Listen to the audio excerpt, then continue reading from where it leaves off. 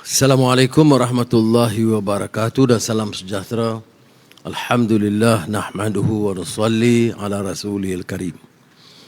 Tuan Menteri Tok Sri Zahid, Tim Menteri, KSN, PPA dan rakan-rakan saya muliakan. Ini dah banyak bulan dah tak ada perhimpunan. Itu pun belum penuh Dewan. Seusai belanjawan hari Jumaat, beberapa orang pimpinan dan Menteri Luar sibuk dengan menghubungi teman-teman sejawat kita di dunia Islam dan juga rantau untuk membantu meredakan tekanan terhadap penduduk Palestin khususnya di Gaza. Sangat mengesankan. Mungkin sebentar lagi di Parlimen saya berikan perkembangan terakhir. Ya, saya akan ulas kemudian.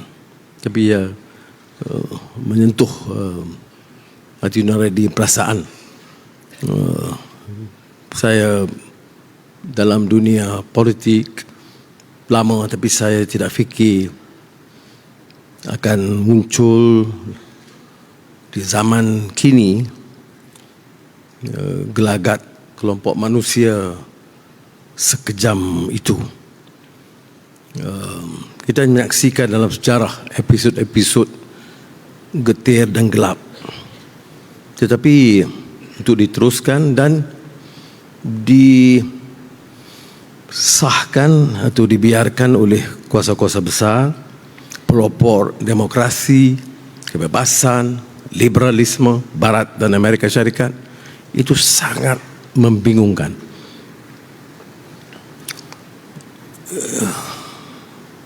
Baik, saya ulas kemudian itu. Soal belanjawan, kita sedang teliti, respon dan apa-apa langkah yang harus kita perbaiki. Apa-apa ikhtiar manusia kita lakukan sebaiknya. Tetapi kalau ada apa-apa langkah baru yang perlu diperbaiki, kita akan perbaiki seterusnya. Tetapi belanjawan itu belanjawan nama je Menteri Kewangan, tetapi itu pasukan. Tiba-tiba Menteri mengetuai beberapa tim Jawatankuasa Kabinet, KSN mengepalai jentera perkhidmatan awam dan semua kementerian, semua jawatan diminta memberikan input. Oleh kerana masa bukan masa terbatas dan KSP minta sangat setelah dirunding dengan KSU, KP dan menteri-menteri supaya masukkan apa yang disebut oleh kementerian masing-masing. Jadi agak terlalu panjang. Jadi JPM, Kementerian Kewangan, Kementerian Luar, Kementerian Ekonomi itu kurang mendapat tekanan kerana saya terpaksa ringkaskan. Kalau tidak ada sampai maghrib, asar dah habis. Tak apa, nanti mungkin dalam ruang lain saya akan ulas. Tapi yang saya nak tekankan ialah kerja pasukan.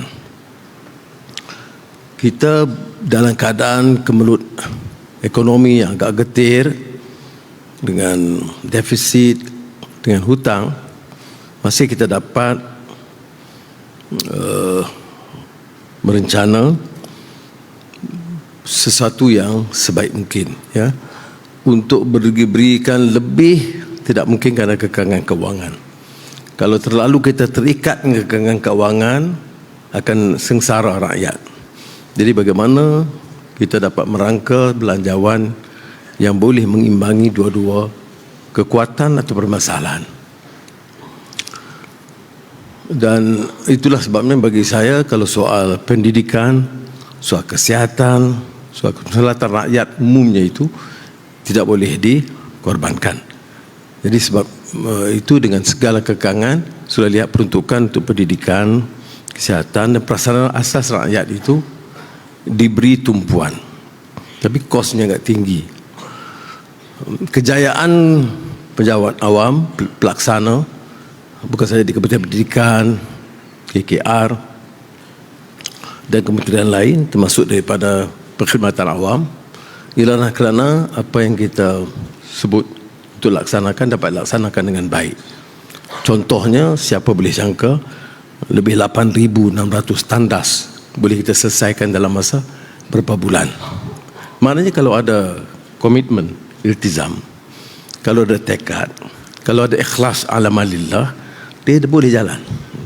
Hal yang tertangguh puluhan tahun boleh diselesaikan dalam 5-6 bulan. Sebab tu daripada awal saya katakan, dengan pengalaman lama dulu juga dalam kerajaan, saya yakin kalau kita dapat bawa balik semangat di kalangan pimpinan dan juga di kalangan penjawat awam, kita boleh mencipta sejarah baru dan mengangkat martabat negara ini. Ini keyakinan saya. Dan saya lihat sudah ada bibit-bibit awal ke arah itu. Tentu tak dapat kita memuaskan semua pihak, tetapi ada upaya ke arah itu. Beberapa bulan yang lalu saya panggil semua agensi pelaksana ke pejabat di Kementerian Kewangan.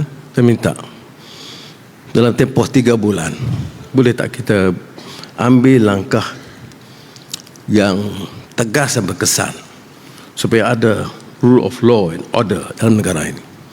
Itu bukan saja SPRM ataupun Polis Diraja Malaysia, tapi semua agensi kekuasaan, termasuk Jabatan Audit dan lain-lain. Dan alhamdulillah saya lihat ada keperubahan ke arah itu. Saya mau tingkatkan supaya jangan orang anggap rasuah, penyelewengan itu peringkat atas, dia sampai ke bawah. Kerana penjimatan itu besar. Begitu juga pembaziran. Pembaziran ini bukan saja economic imperative, betul. The economic waste and abuse is essentially an economic imperative to correct. Tetapi kita sebagai orang Islam dalam madani yang cakap soal nilai, membazirin itu ikhwanus syayatin. Dia keras. Penegasan seperti mana juga bila saya bicara soal kemiskinan, itu soal nilai yang tercerna dari keyakinan agama, bahawa orang yang mengkhianati amanah kepada anak yatim atau orang miskin itu orang yang mendustakan agama. Ara'aital ladzi yukazzibu biddin. Begitu juga orang yang membazir. Membazir ini kita selalu lihatnya besar-besar, tapi kita lupa cara kita guna elektrik pejabat. Macam ayah kita yang bayar, atau guna pen ketua jabatan 5, KSU 10, KSN 12, menteri 15, Perdana Menteri 20. Itu sebagai contoh, tak sampai 20, saya ingat ada 18 tu. Which means kita kena baik, these are public funds. Jadi kalau boleh kita guna gitu. Ini soal nilai, JAKIM kena bantu berikan peringatan ini daripada yang sekecil-kecilnya supaya besar-besar. Jadi saya harap, dan saya beritahu dah KSN, bahawa masa saya di Menteri Kewangan dulu jalan duta, saya ingat lagi bila kita ada perhimpunan, kita di luar, kita nampak bangunan tu mana lampu masih ada. Saya minta ketua jabatan pastikan pergi tutup lampu dulu. You 1 hour out, why must the lights be on? It's not your money, it's public funds. Ini ketua audit setuju dengan saya 100%.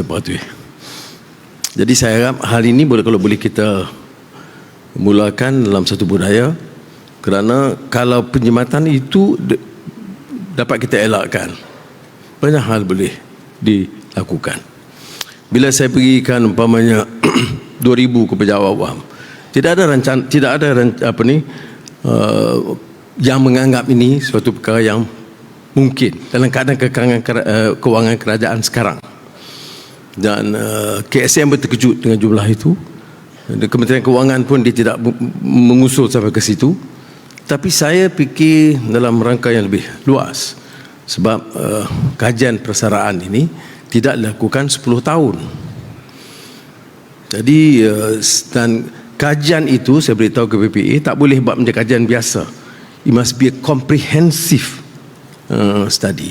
Dan semua jabatan sektor yang agak ketinggalan atau tidak ada akses mesti diberi kesempatan untuk mengemukakan pandangan. Dia kemukakan pada JPE dan saya nak semua rumusan itu sampai ke meja kami tatkala bincang di peringkat tertinggi. Jadi supaya dia dapat ada ruang langsung. Dan tentunya ini akan mengambil sedikit masa lebih daripada biasa. Ya. Mereka anggap kalau betul-betul serious comprehensive study of administrative reform atau civil service reform yang juga melibatkan soal kenaikan gaji pesara penjawat awam, dia mungkin mengambil masa lebih daripada 6 bulan. No. Jadi sebab itu saya rasa elok kita berikan signal bahawa kita akan beri perhatian lebih baik kerana tidak munasabah untuk mengharapkan prestasi itu meningkat tinggi, produktiviti tinggi, tapi kadar upahnya tidak meningkat. Seperti mana dalam sektor swasta sekarang, kalau tengok semua kajian ini dibuat oleh DOSEM, itu produktiviti itu ada peningkatan, tapi kadar upah itu peningkatan yang sangat sederhana. Jadi dia tidak memberikan satu galakan. Sebab itu sementara saya berikan 2,000 pada penjawat awam dan juga 1,000 untuk usaha sebagai sekadar token pengiktirafan pada khidmat mereka.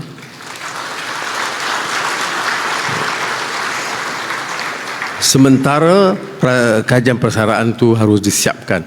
Saya harap dalam pertengahan tahun depan kita kena siapkan supaya ada pengumuman penting dalam belanjawan akan datang. Tetapi sementara itu saya juga minta sektor swasta. Ada yang komplain syarikat untung 400 juta setahun, tapi upah pekerja tidak meningkat langsung.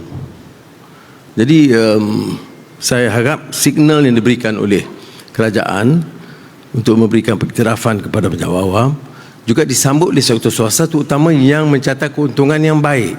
Bagilah sedikit tambahan yang menusabah dalam keadaan yang ada sekarang. Baik. Tentang belanjawan, sekali saya nak sebut begini. Kerana kadang-kadang dalam media sosial itu tafsiran yang pelbagai. Dia kata umpamanya macam kadar elektrik, kerajaan terbeban dengan membebankan rakyat. Ya.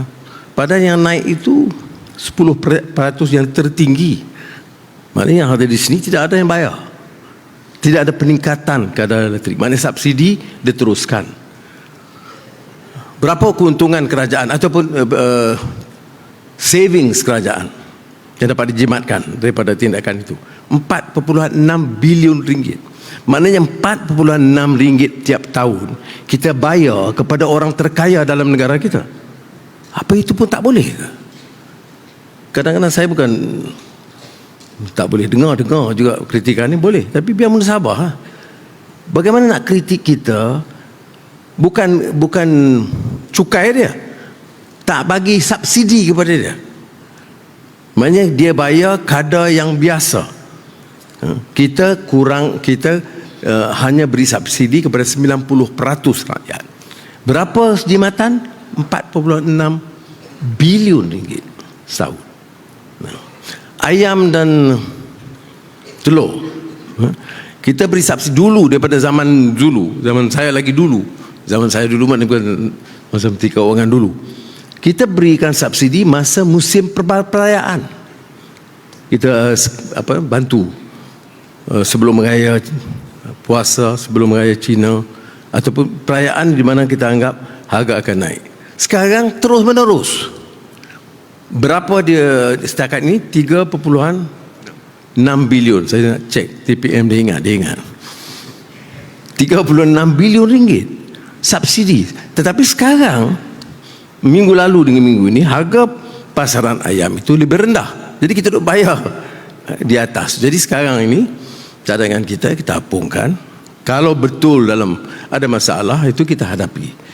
Kerana kalau subsidi berapa sekarang satu tahun? 81 bilion ringgit. Subsidi tertinggi di dunia. Walaupun saya dikecam kerana dia kata bila kita jadi kerajaan, hari ini minyak turun esok. Tapi saya dah sebut di Parlimen. Masa saya sebut itu 2008, saya dalam Pakatan Rakyat bersama DAP dan PAS. Jangan lupa itu keputusan UMNO tak termasuk itu belum. Masa itu harga minyak di Arab Saudi 50 sen. Sekarang harga minyak Arab Saudi RM2.85. Kita RM2.05. So, konteks itu berbeza. Bukan saya nak pertahankan, nak turun, cuman dan subsidinya juga berpuluh bilion ringgit. Dan subsidi sekarang, bila saya sebut subsidi minyak, ayam, elektrik, 3.5 juta orang asing peroleh manfaat. 10% terkaya, termasuk 3.5 juta orang asing, tidak termasuk yang menyeludup dari negara-negara jiran. So, dia memerlukan suatu perencanaan baru mengelakkan ketirisan ini. 35 juta billions kita bagi pada orang asing. Dia kerja okey, dapat gaji, tapi kita subsidize dia. Kemudian yang tiris keluar bagi minyak diesel. Saya tak ingat angka dia, tapi begini dia. Sebelum COVID, kereta sekian banyak, minyak diesel, pengangkutan dan keperluan minyak diesel sekian banyak. Ya. Okey, kita faham. Sekarang kereta tak meningkat sampai berpuluh peratus, tapi minyak diesel meningkat puluhan peratus. Maknanya minyak diesel itu dibawa keluar dari kapal-kapal laut dan sebagainya, dan sempadan. Sebab itu sekarang kita buat dasar perbaiki tentang pendekatan minyak diesel. Tapi yang penting ingat ya, kita kalau apapun percukaian baru dibuat, ia hanya terkena, bukan percukaian, saya sebut penarikan subsidi, macam tabung haji yang dibuat. Itu keputusan tabung haji sebagai contoh satu lagi. Tabung haji selama ini kita subsidi semua. Siapa nak pergi Mekah, kamu milioner ke, kamu bilioner ke, memang ada standard format subsidi oleh kerajaan melalui tabung haji. Tapi saya kata tak payahlah, nak haji mabrur, tak payahlah dia dapat subsidi bagi orang kaya. Dia, kalau dia RM100,000 sebulan pendapatan dia, tak payah subsidi. Ya, Alhamdulillah baru ini disambut baik. Tetapi yang lain, menengah atas, menengah, semua diberi subsidi, bahkan tambahan sedikit lagi bagi B40 baru-baru ini. Ya. Jadi saya tak fikir itu salah, tapi kalau ada orang yang anggap itu salah, bagi tahu macam mana nak perbaiki lagi. Setakat ini Alhamdulillah tidak ada bantahan daripada orang yang dia malulah, dia pendapatannya 500,000 juta sebulan. Bukan kita kenakan kos tambahan, kita tarik subsidi saja daripada kerajaan supaya subsidi itu boleh digunakan untuk tabung haji atau untuk membantu yang miskin. Dan baiknya atau istimewanya sambutan daripada tabung haji ini, 400 orang jemaah yang tak masuk dalam kategori ini memilih untuk secara sukarela serah subsidi balik, kerana dia kata kami nak pergi haji mabrur, tak perlu bantuan subsidi daripada tabung haji. Jadi itu melalui apa? Melalui pencerahan, orang faham ya, tanggungjawab haji. Baik, inilah beberapa dasar saya katakan penyasaran subsidi. Kita sasarkan semula, subsidi diteruskan, nak potong tak boleh kerana harga akan melambung dan rakyat di peringkat bawah terkesan. Jadi subsidi akan diteruskan, tapi mesti ada penyelarasan supaya yang maha kaya jangan diberi subsidi, orang asing dielak dari mendapat subsidi, dan subsidi itu bagi pembayar cukai ataupun rakyat yang memerlukan. Itu yang setakat belanjawan madani ini, konsep dia. Kerana sudah dengar, dia letih tak? Sudah setengah orang dia dengar pasal saya jumpa balik tu, masa tu penat sikit. Polis tu dia terima kasih yang 2,000 je. Saya kata saya cakap 2 jam takkan tak dengar hal lain. Dia dengar juga tu, tak tahu apa faham. Tapi sekali lagi saya ucap terima kasih kerana kita tak mungkin buat itu semua tanpa pasukan yang mantap, sama ada Jemaah Menteri yang memudahkan laluannya dan penjawat awam. Jadi saya ucap sekali lagi terima kasih. Wassalamualaikum warahmatullahi